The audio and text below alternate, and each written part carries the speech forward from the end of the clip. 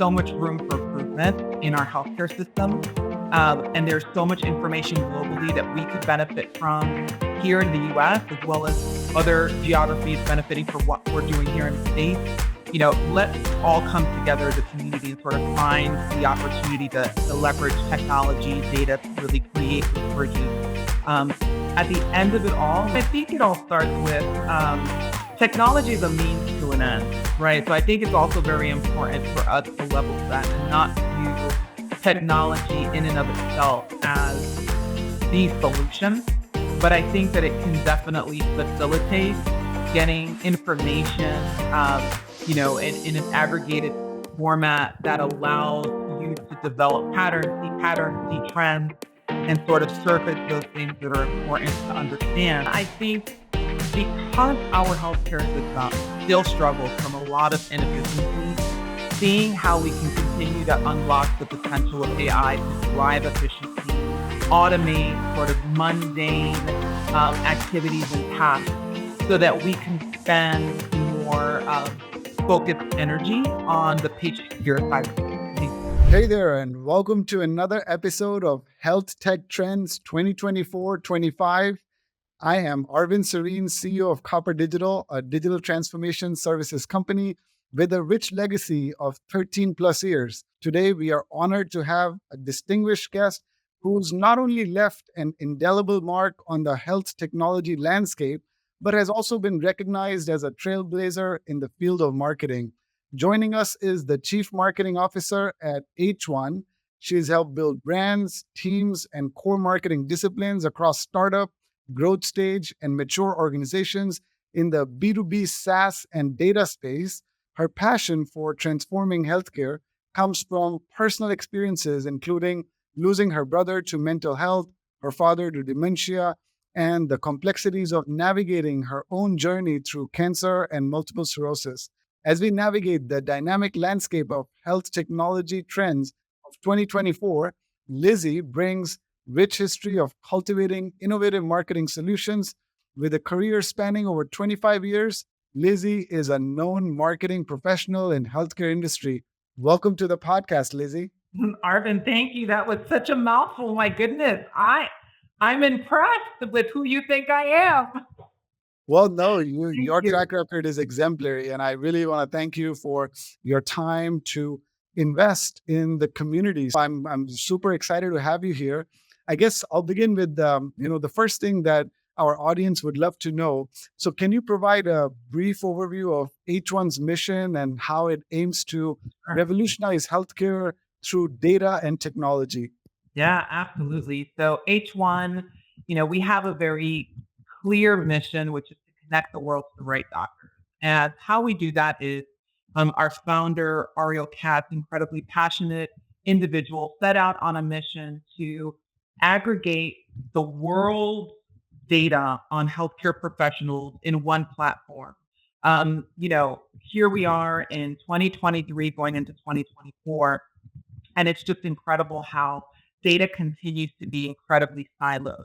And so having that broken view of who the doctors are in the world, of who the what hospitals and facilities are out there, not understanding, right, the depth and breadth of what they can do with who they're treating, et cetera, really leaves organizations sort of with a blind spot. And so the mission was, let's go out, let's aggregate all of the information that we can. For doctors, we're looking at more than just demographic data, but where do they practice? What's the patient population that they most commonly treat? Have they led clinical trials successfully? Do they have access to patient populations that represent the disease that a pharma company might be attempting to bring a new drug to market for? And on the institution side, similarly, which institutions are able to access the right patient populations and run successful clinical trials? Do we know how they are influencing across digital channels, right? We know that generations are changing, how people receive information is changing. And so understanding how the medical professionals and the medical organizations are adapting and influencing across different spheres is really important. And so that's what we do. We bring all of that together. And we inform life sciences and pharma companies as they build out clinical trials, as they work across medical affairs and commercial teams to prepare to bring new drugs and therapies to market. We're there as a resource to help inform their strategies and make them more efficient and effective in what they're doing. Wonderful. That's fantastic. So, is that your primary customer, the research based companies that are getting ready to run their clinical trials? So, you're able to inform them on what are the current trends and what's the access, and pretty much getting them all of that information. Is that Yeah. your primary? Yeah, so I would definitely say that, the heart of each one, our customer base is in that life sciences pharma space. We also work with digital health companies who are trying to fuel different initiatives where having access to the most current information on doctors across different geographies is incredibly important. We've worked with health plans, and we do work with health plans to fuel their provider directories. So that's an initiative that really took off a few years ago where CMS said, look, if you're going to have health benefits for a population of people, you also need to be publishing the most current and accurate information on your network to those people. And so it's a huge undertaking. And one of the things that I have found in my experience over the last 25 plus years is a health insurance company is not a data company. And yet they're being asked to do things that are data related. And so being able to step in and really create strong partnerships with those types of organizations could be transformational. So we do that not only on the life sciences side, but we also do that in digital health and on the health plan payer side. Fantastic. Got it. Got it. So it's like having all of the data that is useful. And earlier, that data wasn't accessible to everybody, but you're bringing it all together on your platform so that anybody who requires access to that data with the right credentials, they can obviously have that access and be able to use all of that information for doing a better job of doing research or running the That's right. clinical trials or even finding certain healthcare professionals. So all of those functions you're able to do. That's right. Perfect, perfect. Well, great. Well, this is something that I'm always curious about, and especially with talking to leaders like yourself. Like, why do you do this, and what gets you out of bed? Like what are some of the things that really keep you going when you are doing your job? Yeah. I mean, that's such a deep question, right? There's so many things that could drive a person. I think for me, I have never worked outside of the healthcare industry. It's very much ingrained in my DNA. My husband is a nurse. And so I think for me, a combination of having fallen in love with this industry at a very early stage in my career and also having lived through so many experiences where I've had to navigate the complexities of our healthcare system. I had premature babies. They were in the NICU for 2 months, and I really had to lean in and trust that the healthcare professionals that were being tasked with saving their lives were up to the job, right? I've had family members who have battled different health issues, including myself. And so, having lived through the healthcare system as it exists today has made me that much more passionate. And anytime that I can step into an organization or become part of a platform that helps really uh, emphasize the role of technology, the role of innovation to make our healthcare system more effective, more efficient. It's something that I'm more than happy to do, and it's really at the heart of why I get up and I do this. I'm just very passionate about there is so much room for improvement in our healthcare system. And there's so much information globally that we could benefit from here in the US, as well as other geographies benefiting from what we're doing here in the States. Let's all come together as a community and sort of find the opportunity to leverage technology, data to really create those bridges. Um, at the end of it all, like at the other side of this is a human life. Totally. So, No, I love it. we say that we're working in technology, but the reality is that we are changing the odds. We are helping someone that's hanging on to the hope of getting word of a new clinical trial, or finding a doctor who has treated their condition.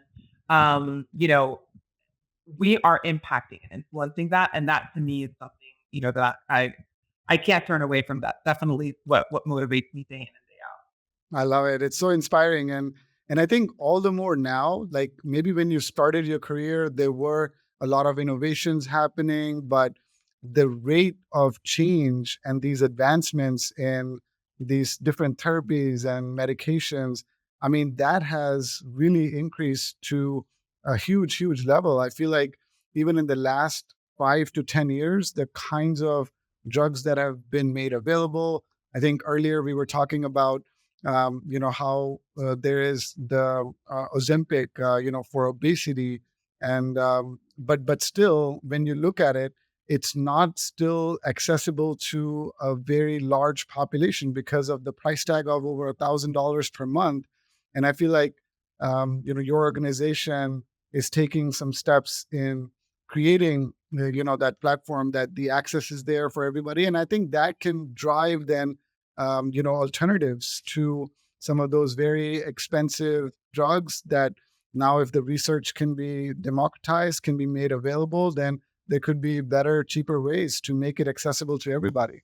Yeah, 100%. And you used a really important word, which is, democratize. That's one of my favorite terms because I think, it starts with having access to the information, having transparency across the various stakeholders, right? So providers and payers and regulatory bodies that are setting the pricing parameters for these drugs.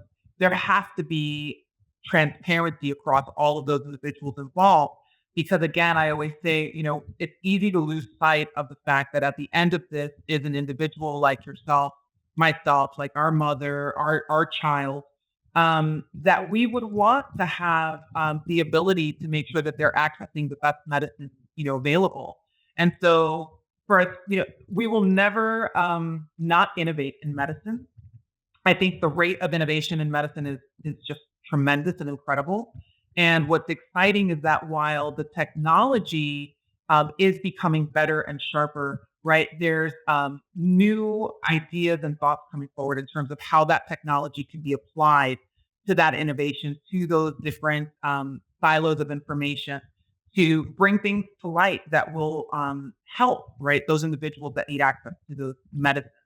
I couldn't agree with you more. There's a lot of work that still needs to be done in terms of equity, right? Health equity and inclusivity in all aspects of healthcare and medicine. But I think we're on the right path. The FDA has been definitely involved in doing some great things in terms of bringing that to the surface. And I think that, insurers are also doing their part in adopting things like social determinants of health, which has been, going around for the last 5+ years, and just really starting to understand that we need to understand patients are people first.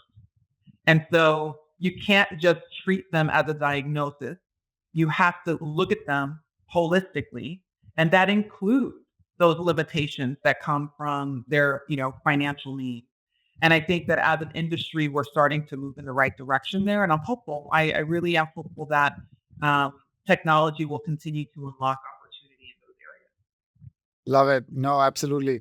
And I think, healthcare is a vertical, a field which is the most sort of purpose driven because, I mean, what's more important than your health? Now, switching gears here a little bit, like as a chief marketing officer at H1, what do you see the role of marketing in, driving innovation and advancements in the healthcare industry?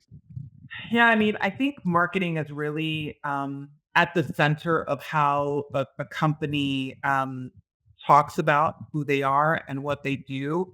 And marketing is the function that can really establish the platform from which, companies can really go to market and make a name for themselves. And so for me, here at H1 specifically, but I consistently across my career, I always start with the storytelling and making sure that, we really have a clear and simplistic way of explaining the value that we're bringing to the market. And I'm very fortunate to work for a company that is just organically incredibly mission driven. And so it's just so wonderful. But marketing really has an opportunity to unlock that, right? Tell the story, make sure that they can sell on value and connect the different partners. Again, there's so many different players in our healthcare ecosystem. And if we could all find ways to collaborate and partner together, I think we could advance our system a lot faster. And I think that marketing really plays a huge role in that. And really, marketing is also sort of that enablement lever within the organization. So helping to make Totally. sure that our commercial teams are armed and our product teams are getting the support that they need, and ultimately our buyers are clear and able to evaluate all of the various solutions that are out there to solve their problems and make the best decisions possible. So for me, marketing is sort of like the center. We are connected on all sides: sales, product, leadership, finance. We are very much in the middle, and I think that creates a lot of great opportunities for the value that we can drive. Absolutely. And I think at times it could be, for a layman at least, counterintuitive because, hey, it's all about the latest technology and, the apprentice and the clinical trials. But what role would marketing have? But, like you described, it makes sense. What good is any medicine that doesn't become accessible or is available or people don't know about it? Then what good is it? So I think, of course, marketing, I feel like, plays a very crucial role in, like innovation and advancement on one side. But, with marketing, the healthcare industry can become accessible to everybody, and new medicines and new Absolutely. advancements can be available too. So good Absolutely. deal. We've had a lot of I've had personal experiences like that. My father-in-law, who recently passed from cancer, um, throughout his journey, we were very engaged and active in researching and, learning about things like immunotherapy, right? Which here in the US is something that's not always, even in the top five things that are suggested. And so we had to do a lot of research to find locations, understand what that was, and make a decision if that was best for us. But to your point, that's where marketing can help, right? Marketing can really be that vehicle that helps amplify that, hey, there are all of these options available, and at least put a little bit more of the power into the hands of the patient. I think right now that's, the one area that we can always do better is making sure that there's the right level of education out there so patients can make informed choices in their care. Absolutely. Absolutely. And see, the thing is, I think where H1 fits is enabling, the research companies or other providers. But it's like, as an example, if somebody was diagnosed with a very rare disease or one of their family was diagnosed with something, then they can't just go and research about that on the H1 platform, but instead they go to their provider, and then they would in turn have this access to the platform where they could get the latest and greatest. So we have a platform called H1 Connect, which currently aggregates all of the latest research and case studies, articles, literature that's being published on groundbreaking clinical trials, for example. So that is in fact accessible to everyone. You can go to h1connect.co and you can search and you can see what the latest research is on a, maybe you have a diagnosis or condition that you're currently navigating. So we do have a vehicle for which, patients can educate themselves. That education, again, I talk about education needing to be at the right level for the right, person. That is more crafted for other researchers and medical professionals that are looking to maybe do something in a particular therapeutic area. Pharma, however, does have direct access to our data and our platform where they can, as they're thinking about the drugs and therapies that are in their pipeline, which hospitals should they be working with, which doctors should they be working with to make sure that they're able to get those drugs into the hands of the right patient, in due time. Got it. Got it. And speaking of like equitable access, I guess, can you elaborate on how technology and data play a role in ensuring equitable access to healthcare services? I mean, I think it all starts with technology is a means to an end, right? So I think it's also very important for us to level set and not view technology in and of itself as the solution, but I think that it can definitely facilitate getting information, in an aggregated format that allows you to develop patterns, see trends, and sort of surface those things that are important to understand. Um, I think I alluded to earlier that the FDA in the last 2 years has really come forward and made a point to say, hey, if you are going to be building a clinical trial, we want to make sure that it's inclusive and that the affected population for this drug that you're bringing to market is actually part of those clinical trials. You would be amazed at the opportunity that that is still available to us in that area. I read a story or a news article last year around Alzheimer's. And Alzheimer's and dementia, these are diseases that do affect the Hispanic population, for example. And so, it's important for life sciences companies that have trials in those areas to look at that patient population and say, is it representative? Do I have enough of that population enrolled in these trials to understand if it's truly impacting them? And I think technology can help facilitate that. And that's a very exciting thing to be a part of. Absolutely. And then the data, right? I mean, data is extremely important for all of those different ethnic groups, and it's really critical in ensuring equitable access. Gotcha. Well, good. So looking specifically at artificial intelligence, because that's, buzzing everywhere, any industry you go, how do you foresee AI influencing the healthcare industry in terms of, patient care, diagnostics, and treatment modalities in the coming years? Like, what are you most looking forward to or excited about in terms of AI?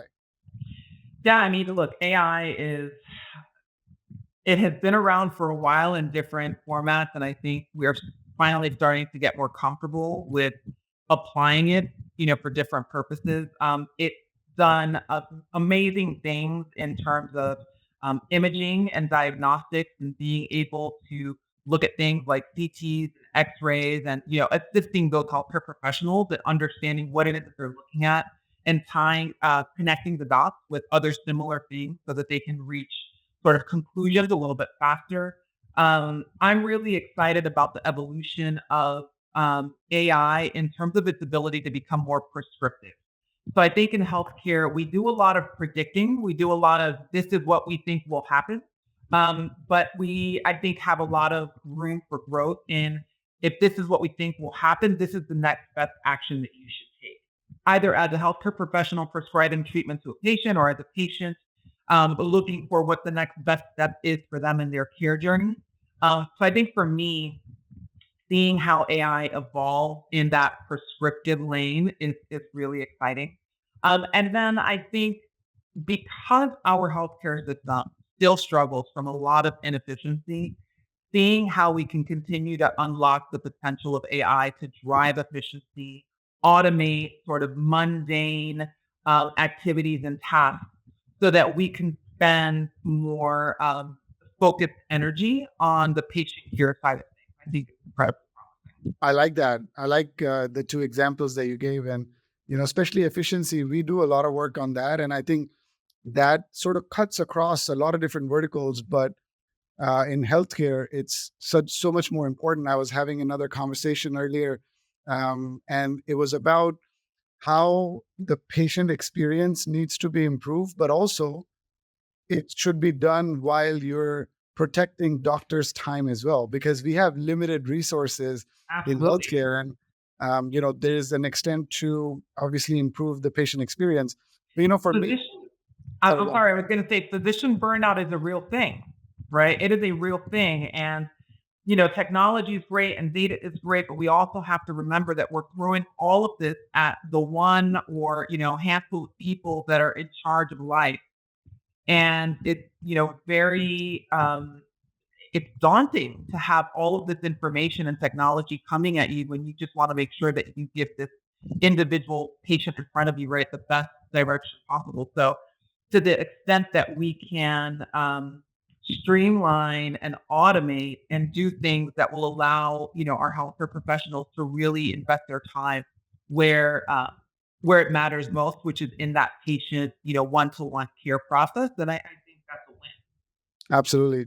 And I'll tell you what I'm most excited about in AI, and you can comment on that if, what you think about some of those.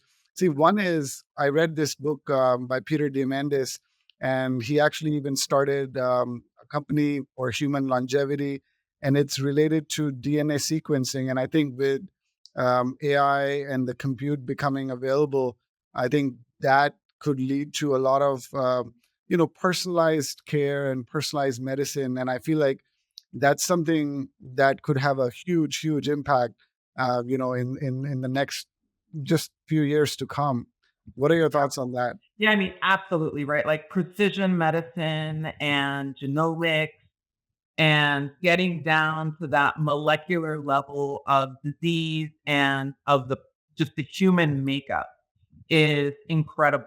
And truly, I think because our world is evolving so quickly, right? And I look at my kids sometimes and I think, wow, like they're so developed compared to how kids were developing when I was coming up. Things just change and our bodies change and humanity changes. And having AI there as something that we can lean in on to help us understand those changes and those nuances and those dynamics so that we can create a more personalized medical experience, I think is incredibly Totally. especially with, tourism, right? Tourist medicine, I always find is also very interesting too. There's these groups that pop up, and if you're a U.S. citizen visiting another country, you can connect with them, and they can help make sure that you have care that's appropriate to you based on your nationality. I think we're a melting pot. So many people come into the U.S. and we travel abroad, and I think medicine that can help create standards of care based on ethnicity, there's something to be said for that advance. Absolutely. So that was talking about AI, but I want to open it up a little bit more on what are some other exciting developments and trends that you're seeing for 2024 for the future of healthcare technology and how they shape the industry in sort of the coming years.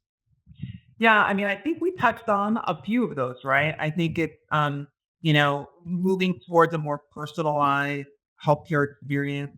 I think it's around being able to aggregate a world volume of data and kind of coalesce around key use cases and surface insights quickly, putting that in the hands of people that are trying to build strategies and bring new medicine to market is very exciting to me. I think there's a lot that can be done. Really excited about how the industry and how our segment is looking at things like digital health. New generations are up and coming, right? The gamification of healthcare. I think that's something that we don't we talk about it a little bit, but there's still so much opportunity. It's a new generation. It's a digital savvy, digitally native generation coming up. And so being able to look at those channels and really figure out how do we translate what we traditionally have delivered in brick and mortar structure into these new, right, internet waves and digital platforms. And so I think that's really exciting. No, and I really like that because the newer generations, not only of the patients but also the doctors, I think they process information a little bit differently as well. Obviously, they have the liberty of growing up in, like, my doctor who performed my surgery was younger than me, and that has never happened, like, until then. And I was a little bit surprised, but I still felt confident because he was so nice and gave me all the good information. So I guess then, how do you see healthcare evolving to cater to diverse needs of different generations, from millennials to baby boomers in that case? Yeah, I think so. I think this whole concept of like gamification of healthcare is one area. I've also, seen companies that have popped up because I experienced this with my father. I was blessed enough to be able to care for him in his last stage of life, and I had my own challenges, and there are companies that are also coming forward that are building like holistic approaches to helping generations like myself. I call myself the sandwich generation, where I'm raising my kids, but I'm also caring for my aging parents. So I'm in the middle of like these two very different generations. And from a healthcare perspective, how I approach both are very different. And so seeing companies come to the forefront and being thoughtful about that is incredibly, exciting to me. There's companies like, I don't know if you've ever heard of Papa Pals, but Papa is a company that came on the scene not too long ago, and they really focused on this concept of companionship.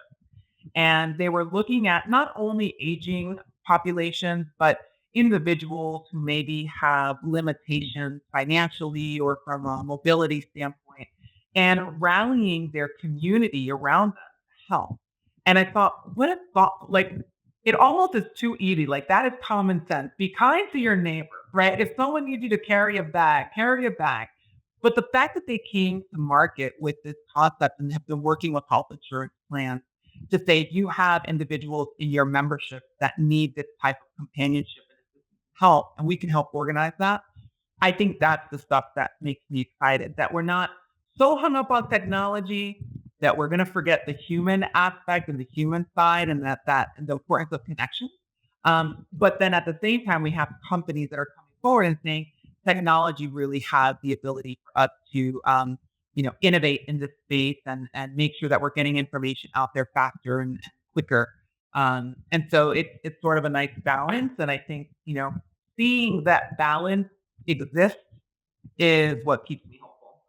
Yeah, but it's super tough though, right? I mean, the kinds of strategies and access that's required for my parents, versus for the new generation, the younger people. I mean, it's totally, totally different. And I think that is one of the key challenges that, companies that are coming and helping patients should, like you said, have that balance. Like it needs to almost be able to serve both. It's kind of like, sending a text message, that may be okay, but also then making that information available through push notifications through that gamified, Absolutely. mobile application that they may be creating, and having both options. And I know that's makes it tougher, but I guess that's the transition, and it's not an easy transition. And this transition is going to continue to happen. I feel like even 30 years down the road, 50 years down the road, there may be the next and the newer generation that may have completely different, I don't know, maybe AR based, Uh-huh. technology, right? They're trying to get those appointments, telemedicine. No, we want it on our Oculus, right? So interesting. Well, good. I think last but not least, I'd love for you to share some inspiring stories and examples of how healthcare technology, including the kinds of solutions that your company H1 offers, has made a positive impact on patient care and outcomes. So we can leave our audience touched, moved, and inspired. Yeah, absolutely. I mean, honestly, we're living it right now here at H1. So I started off by saying our mission is really connect the world to the right doctor and having information on those doctors, right? That's where it starts. And we've been living through some trying times, right? The events in Ukraine, we are now living through the events in Israel and in Gaza. And sometimes we don't realize the impact that that has on hospitals. And I mean, think about it. If there were clinical trials being run in those areas, what happens if the hospitals are shut down, no longer accessible? What do you do with that? And so we have been able to really step in these moments and be able to just offer our help in connecting organizations. We're working with many non-governmental organizations that have needs to place doctors within specific specialties in various locations of hospitals that are in need right now. And so we were very quickly able to stand up an effort, reach out to over, 200,000 doctors, um, and connect them, right? We've got over 3,000 healthcare professionals that have signed up to volunteer and go overseas. Like they are ready to go and give up their time to help these patients that are in need on all sides. And I think that's a very real way that, those of us who are in the technology, who are in the data space, there's always something that can be done, right? And I think it's just up to us to really take these moments and reflect on what do I have in my box of treasure that I could potentially utilize to help a world in need. And so we're incredibly, happy right now with the collaboration that we're able to facilitate and help in these trying times. Fantastic, fantastic. No, that's a super inspiring story. And I know you talked about it earlier as well when we've communicated about Doctors Beyond Borders. And, overall, in the entire conversation that we've had, I love the theme of collaboration. I mean, that is the overall theme. And I think that is so important in anything that you want to do with a meaningful impact. And I feel like your company definitely embraces that, and it's built on collaboration, on sharing information, and getting information from all these different silos that existed. Wonderful, Lizzy. Thank you so much for your Thank time. you, I really, Arvind. really appreciate you, and thank you for coming on the podcast. I'm looking forward to seeing what's coming down the pipe in technology, in health tech, and all these innovations that are happening. These are exciting times. Thank you again. Thank you for Thank coming you on for the having podcast. me. It's been fun. Bye bye.